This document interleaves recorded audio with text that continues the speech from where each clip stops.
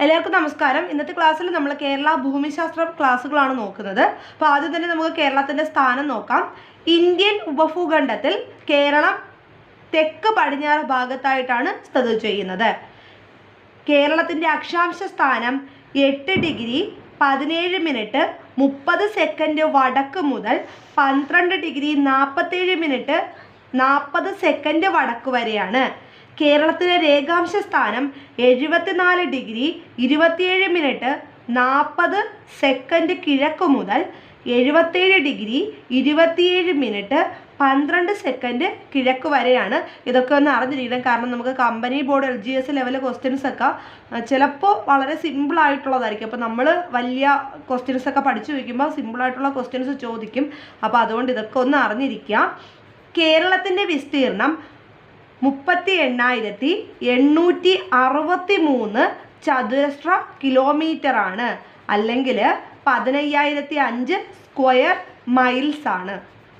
കേരളത്തിൻ്റെ ഔദ്യോഗിക വെബ്സൈറ്റ് പ്രകാരമാണ് നമ്മൾ ഈ പറഞ്ഞിരിക്കുന്നത് കേട്ടോ. ഇനി ഇന്ത്യൻ യൂണിയൻ്റെ ആകെ വിസ്തൃതിയുടെ 1.18% കേരളം. കേരളത്തിൻ്റെ കടൽത്തീര ദൈർഘ്യം 580 കിലോമീറ്റർ ആണ്. പക്ഷേ PSC 590 കിലോമീറ്ററും ഉത്തരമായി പരിഗണിക്കുന്നുണ്ട്. അപ്പോൾ നമുക്കിതിൽ ഓപ്ഷനിൽ ഏതാണോ വന്നിരിക്കുന്നത് അതാണ് ഉത്തരമായി കൊടുക്കേണ്ടത്. പിന്നെ ഞാൻ ക്വസ്റ്റ്യൻസ് ഒക്കെ ഓരോ പ്രാവശ്യമാണ് വായിക്കുന്നത്, കാരണം നമുക്ക് അത്രത്തോളമേ വീഡിയോയിൽ അപ്ലോഡ് ചെയ്യാൻ പറ്റൂ. നിങ്ങൾ റിപ്പീറ്റ് ചെയ്ത് കേൾക്കുക. കേരളത്തിൻ്റെ തെക്ക് വടക്ക് ദൂരം 560 കിലോമീറ്റർ ആണ്. വിസ്തീർണത്തിൽ സംസ്ഥാനങ്ങൾക്കിടയിൽ കേരളത്തിൻ്റെ സ്ഥാനം 21. ജനസംഖ്യയുടെ അടിസ്ഥാനത്തിൽ സംസ്ഥാനങ്ങൾക്കിടയിൽ കേരളത്തിൻ്റെ സ്ഥാനം 13. കേരളത്തിൻ്റെ തെക്ക് കിഴക്ക് ഭാഗത്ത് സ്ഥിതി ചെയ്യുന്ന സംസ്ഥാനമാണ് തമിഴ്നാട്. എല്ലാവർക്കും അറിയാം, കേരളത്തിൻ്റെ ഈ ഒരു തെക്ക് കിഴക്ക് ഭാഗത്ത് സ്ഥിതി ചെയ്യുന്ന സംസ്ഥാനം തമിഴ്നാടാണ്. കേരളവുമായി ഏറ്റവും കൂടുതൽ അതിർത്തി പങ്കിടുന്ന സംസ്ഥാനം തമിഴ്നാടാണ്. കേരളത്തിൻ്റെ കിഴക്ക് ഭാഗത്ത് സ്ഥിതി ചെയ്യുന്ന മലനിരയാണ് പശ്ചിമഘട്ടം.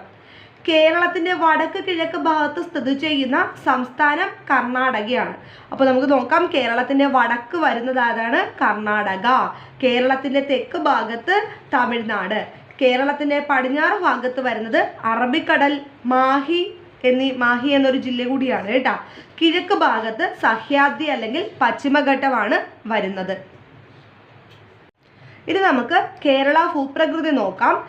ഭൂപ്രകൃതി അനുസരിച്ച് കേരളത്തെ 3ആയി തിരിച്ചിരിക്കുന്നു: മലനാട്, ഇടനാട്, തീരപ്രദേശം. ആദ്യം നമുക്ക് മലനാടിനെ പറ്റി നോക്കാം. കേരളത്തിൽ ഏറ്റവും കൂടുതൽ കാണപ്പെടുന്ന ഭൂപ്രകൃതി വിഭാഗമാണ് മലനാട്. കേരളത്തിൻ്റെ ആകെ ഭൂവിസ്തൃതിയുടെ 48% മലനാട് വരുന്നത്.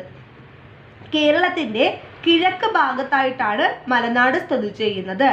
പശ്ചിമഘട്ടത്തിൻ്റെ ഭാഗമായി വരുന്ന കേരളത്തിൻ്റെ ഭൂവിഭാഗമാണ് മലനാട്. അപ്പോൾ മലനാട് കേരളത്തിൻ്റെ ഈ ഒരു വിഭാഗമാണ് കേട്ടോ മലനാട്. അപ്പോൾ കേരളത്തിൻ്റെ കിഴക്ക് ഭാഗത്തായി വരുന്നതാണ് മലനാടെന്ന് പറയുന്നത്. ഇവിടെ കേരളത്തിൻ്റെ ഈ ഒരു ഭാഗമാണ് പശ്ചിമഘട്ടം എന്ന് പറയുന്നത്. അപ്പോൾ പശ്ചിമഘട്ടത്തിൻ്റെ ഭാഗമായി വരുന്ന കേരളത്തിൻ്റെ ഭൂവിഭാഗമാണ് മലനാട്. കേരളത്തിലെ മലനാടിൻ്റെ ശരാശരി ഉയരം 900 മീറ്റർ ആണ്. ഇമ്പോർട്ടൻ്റ് ആണ്. കേരളത്തിലെ മലനാടിൻ്റെ ശരാശരി ഉയരം 900 മീറ്റർ ആണ്. അതുപോലെ തന്നെ കേരളത്തിൻ്റെ ആകെ വിസ്തൃതിയുടെ എത്ര ശതമാനമാണ് മലനാട് എന്ന ചോദ്യവും ഇമ്പോർട്ടൻ്റ് ആണ്, 48%. ഇനി നമുക്ക് ആനമുടിയെ പറ്റി നോക്കാം. പശ്ചിമഘട്ട മലനിരയിലെ ഏറ്റവും ഉയരം കൂടിയ കൊടുമുടിയാണ് ആനമുടി. ആനമുടി ഇടുക്കി ജില്ലയിലാണ്. പശ്ചിമഘട്ട മലനിരയിലെ ഏറ്റവും ഉയരമുള്ള കൊടുമുടി മാത്രമല്ല, തെക്കേ ഇന്ത്യയിലെ ഏറ്റവും ഉയരം കൂടിയ കൊടുമുടിയും ആനമുടി തന്നെയാണ്. ഹിമാലയത്തിലെ തെക്ക് ഏറ്റവും ഉയരമുള്ള കൊടുമുടിയാണ് ആനമുടി. ആനമുടിയുടെ ഉയരം ആദ്യമായി രേഖപ്പെടുത്തിയത് ജനറൽ ഡഗ്ലസ് ഹാമിൽട്ടൺ ആണ്. അപ്പോൾ ആരാണ് ആനമുടിയുടെ ഉയരം ആദ്യമായി രേഖപ്പെടുത്തിയത്? ജനറൽ ഡഗ്ലസ് ഹാമിൽട്ടൺ ആണ് 1862. കേരളത്തിലെ ഏറ്റവും വലിയ കൊടുമുടിയായ ആനമുടിയുടെ ഉയരം 2695 മീറ്റർ ആണ്. അപ്പോൾ കേരളത്തിലെ ഏറ്റവും വലിയ കൊടുമുടിയായ ആനമുടിയുടെ ഉയരം 2695 മീറ്റർ, അഥവാ നമുക്ക് ഇങ്ങനെ ഫീറ്റിൽ കണക്കാക്കാം, 8842 ഫീറ്റാണ് വരുന്നത്. ഇരവികുളം ദേശീയോദ്യാനത്തിൻ്റെ തെക്ക് ഭാഗത്തായി സ്ഥിതി ചെയ്യുന്ന കൊടുമുടിയാണ് ആനമുടി. ഇങ്ങനെയും ക്വസ്റ്റ്യൻ വരാം കേട്ടോ. ഇരവികുളം ദേശീയോദ്യാനത്തിന്റെ തെക്ക് ഭാഗത്താണ് ആനമുടി സ്ഥിതി ചെയ്യുന്നത്. ആനമുടി സ്ഥിതി ചെയ്യുന്ന പഞ്ചായത്ത് മൂന്നാറിലാണ്. മൂന്നാറിലെ ദേവികുളം താലൂക്കിലാണ്. ഇടുക്കി ജില്ലയിലെ മൂന്നാറില് ദേവികുളം താലൂക്കിലാണ് ആനമുടി സ്ഥിതി ചെയ്യുന്നത്. ആനമല, പളനിമല, ഏലമല എന്നിവ സംഗമിക്കുന്നത് ആനമുടിയിലാണ്. അപ്പോൾ ആനമുടിയിലാണ് ഈ 3 ആനമല, പളനിമല, ഏലമല എന്നിവ സംഗമിക്കുന്നത്. ആനമുടിയുടെ വടക്ക് ഭാഗത്താണ് ആനമലയുള്ളത്. ആനമുടിയുടെ വടക്ക് കിഴക്ക് ഭാഗത്ത് പളനിമലയും ആനമുടിയുടെ തെക്ക് ഭാഗത്ത് ഏലമലയും സ്ഥിതി ചെയ്യുന്നു.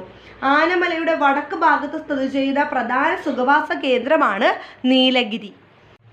തെക്കേ ഇന്ത്യയിലെ രണ്ടാമത്തെ ഉയരം കൂടിയ കൊടുമുടിയാണ് മീശപ്പുലിമല. അപ്പോൾ തെക്കേ ഇന്ത്യയിലെ രണ്ടാമത്തെ ഉയരം കൂടിയ കൊടുമുടി മീശപ്പുലിമലയാണ്. ആദ്യത്തേത് ആനമുടിയായിരുന്നു. മീശപ്പുലിമലയും ഇടുക്കിയിൽ തന്നെയാണ്. 2640 മീറ്ററാണ് ഉയരം വരുന്നത്. കേരളത്തിലെ രണ്ടാമത്തെ ഉയരം കൂടിയ കൊടുമുടി അപ്പോൾ ഏതാണ്? മീശപ്പുലിമലയാണ്. മീശപ്പുലിമല സ്ഥിതി ചെയ്യുന്ന പർവ്വതനിര പശ്ചിമഘട്ടമാണ്. പശ്ചിമഘട്ടത്തിന്റെ തെക്കേ അറ്റത്ത് സ്ഥിതി ചെയ്യുന്ന മലനിരയാണ് അഗസ്ത്യാർകൂടം. വയനാട്, കൂർഗ് എവിടെയാണ്? കർണാടകയിലാണ്. അപ്പോൾ വയനാട്, കൂർഗ് അതിർത്തിയിൽ സ്ഥിതി ചെയ്യുന്ന പശ്ചിമഘട്ട മലനിരയിലെ ഭാഗമാണ് ബ്രഹ്മഗിരി കുന്നുകൾ. കേരളത്തിൽ മലനാട് പ്രദേശത്ത് കൃഷി ചെയ്യുന്ന പ്രധാന കാർഷിക വിളകളാണ് തേയില, കാപ്പി, ഏലം എന്നിവ. ഇനി അഗസ്ത്യാർകൂടം അഥവാ അഗസ്ത്യമലയെ പറ്റി നോക്കാം. ഇന്ത്യയിലെ ആദ്യത്തെ ബയോളജിക്കൽ പാർക്കാണ് അഗസ്ത്യവനം ബയോളജിക്കൽ പാർക്ക്. അപ്പോൾ ഇന്ത്യയിലെ ആദ്യത്തെ ബയോളജിക്കൽ പാർക്കാണ് അഗസ്ത്യവനം ബയോളജിക്കൽ പാർക്ക്. 2016 യുനെസ്കോയുടെ ലോക ജൈവമണ്ഡല ശൃംഖലയിൽ ഉൾപ്പെടുത്തിയ ഇന്ത്യയിലെ ജൈവ മേഖലയാണ് അഗസ്ത്യമല ബയോസ്ഫിയർ റിസർവ്. വർഷം ഓർത്തിരിക്കുക, 2016. അപ്പോൾ 2016 യുനെസ്കോയുടെ ലോക ജൈവമണ്ഡല ശൃംഖലയിൽ ഉൾപ്പെടുത്തിയ ഇന്ത്യയിലെ ജൈവ മേഖലയാണ് അഗസ്ത്യമല ബയോസ്ഫിയർ റിസർവ്. സംരക്ഷിത ജൈവമണ്ഡല പദവി ലഭിക്കുന്ന ഇന്ത്യയിലെ 10ാമത്തെ ജൈവമണ്ഡലമാണ് അഗസ്ത്യമല. ശ്രദ്ധിക്കുക, സംരക്ഷിത ജൈവമണ്ഡല പദവി ലഭിക്കുന്ന ഇന്ത്യയിലെ 10ാമത്തെ ജൈവമണ്ഡലമാണ് അഗസ്ത്യമല. അപ്പോൾ 1ാമത്തേത് നീലഗിരി ബയോസ്ഫിയർ റിസർവ് ആണ്. അതുകൂടി അറിഞ്ഞിരിക്കുക. സമുദ്രനിരപ്പിൽ നിന്നും അഗസ്ത്യാർകൂടത്തിന്റെ ഉയരം 1868 മീറ്റർ ആണ് കേട്ടോ. അപ്പോൾ സമുദ്രനിരപ്പിൽ നിന്നും 1868 മീറ്റർ ഉയരത്തിലാണ് അഗസ്ത്യാർകൂടം ഉള്ളത്. ഇത് 6128.6 അടിയാണ്. ഈ 1868 മീറ്ററിന് നമ്മൾ അടി കണക്കിൽ പറയുകയാണെങ്കിൽ 6128.6 അടിയാണ് കേട്ടോ. അഗസ്ത്യാർകൂടത്തെ സംരക്ഷിത ജൈവ കേന്ദ്രമായി കേന്ദ്ര സർക്കാർ പ്രഖ്യാപിച്ചത് 2001 അത് ഇമ്പോർട്ടൻ്റ് ആണ്. അഗസ്ത്യാർകൂടത്തെ സംരക്ഷിത ജൈവ പ്രദേശമായിട്ട് അല്ലെങ്കിൽ സംരക്ഷിത ജൈവ കേന്ദ്രമായി കേന്ദ്ര സർക്കാർ പ്രഖ്യാപിക്കുന്നത് 2001 അഗസ്ത്യാർകൂടം സ്ഥിതി ചെയ്യുന്നത് തിരുവനന്തപുരത്തിലെ നെടുമങ്ങാടാണ്. അഗസ്ത്യാർകൂടം എവിടെയാണ്? നെടുമങ്ങാടാണ്. തിരുവനന്തപുരം ജില്ലയിലെ നെടുമങ്ങാടാണ്. അടുത്ത ക്ലാസ്സിൽ നമുക്ക് ചുരങ്ങളെ പറ്റി നോക്കാം.